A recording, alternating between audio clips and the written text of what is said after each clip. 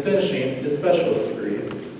Our speaker joined the PC High School faculty as a science teacher this year after 6 years prior teaching experience. He is married to his wife Kara, has one daughter, Kensington, and resides in Lancaster. Join me in giving a warm welcome to Mr. Jesse Wolf.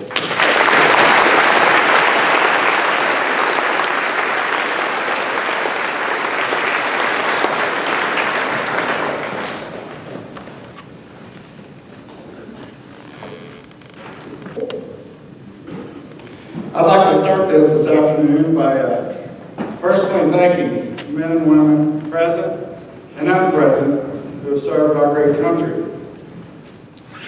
Thank you to the friends and family who are here to make this day special for the veterans.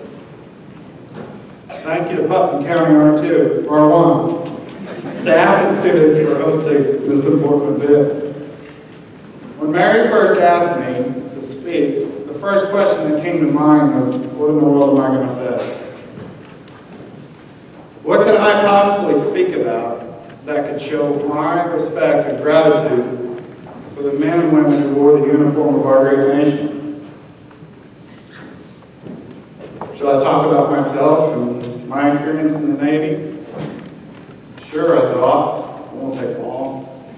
Grew up milking cows, joined the Navy, saw the world, married a wonderful woman, became an educator, had a beautiful little girl, and another on the way.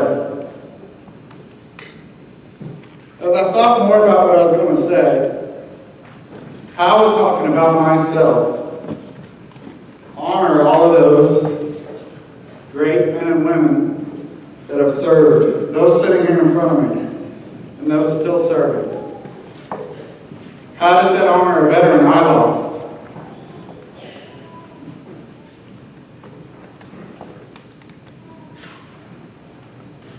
My thoughts kept leading me to core values I learned during my time in the Navy. The three values that I base my life around: honor, courage, commitment.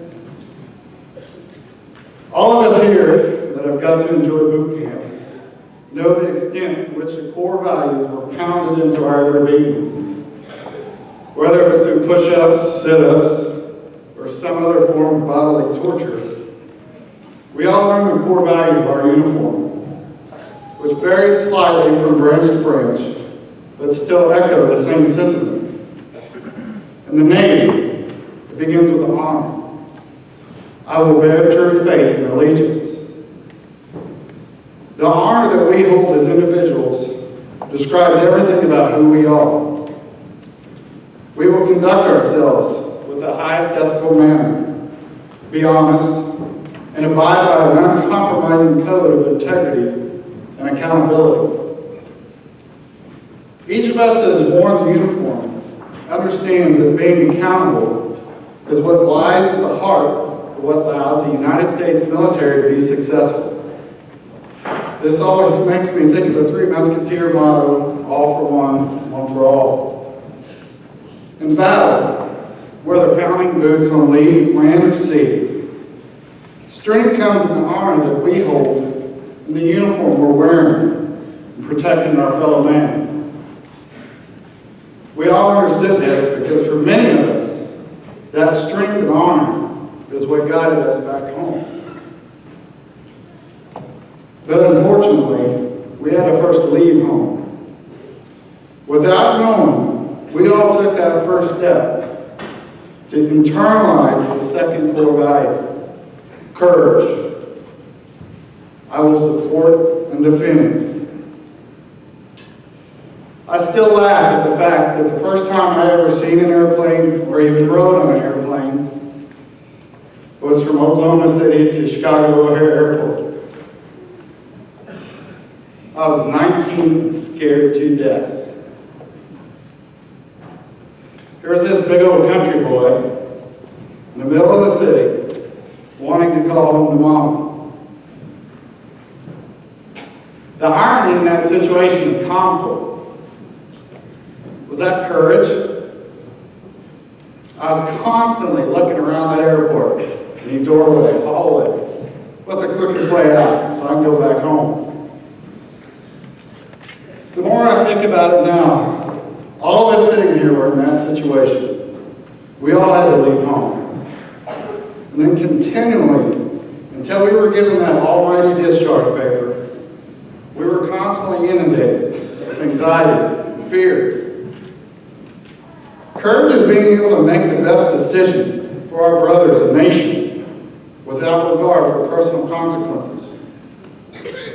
Courage is the value that gives us the moral and mental strength to do what is right, even in the face of personal or professional adversity.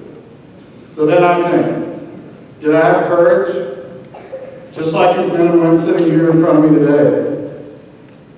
Of course we did. And we continue throughout our lives.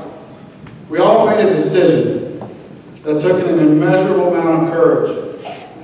We all left home because we made a commitment to the final core value. I will obey the orders. As military personnel, we exhibit the highest degree of moral character, technical excellence, quality, and competence in what we were trained to do. For many of us, that commitment has never ended. We were all committed to the uniform we wore, to our fellow man standing next to us, and most of all, committed to going back home. The more veterans I meet and talk to, the more I learn how valuable commitment is to the fundamental goal of every veteran, to get back home to the people we love. Now I feel it's my opportunity to talk about those that haven't made it home. Those of us that have made the ultimate commitment, sacrifice. Those that were committed to the same uniform that you and I wore in battle. All soldiers, airmen, sailors, warriors here today are committed to carrying on the legacy of our fallen brothers. The commitment that we continue to show in our lives is our way of displaying their ultimate sacrifice. In conclusion, I'd like to quote a good buddy of mine I had in the Navy. Just recently we contacted each other through a mutual friend. He was talking about his career and the promotion he had just received. He said, "Tomorrow I begin a new duty as a probation officer. It's ironic. I go from having a probation officer in high school to the Navy to becoming one. I can't speak for everyone in here, but most of us had a similar scenario, including myself. I owe every accomplishment and achievement that I have ever had to the military. The core values that were instilled in us in boot camp and the rest of our military career has led us to where we are today. 3 words: honor, courage, commitment. These 3 words in some way have impacted every veteran who has served and is currently serving our great country. Whatever uniform you wore, you defined who you are by making an imaginable decision. You continue to carry on the memory of your fallen brothers and sisters through the commitment you continue to hold as a United States veteran. My name is Aviation Electronics Technician, Aviation Warfare Specialist, Petty Officer 2nd Class, Jesse D. Wolf, United States Navy. I personally thank all of you men and women here today for your service. Thank you.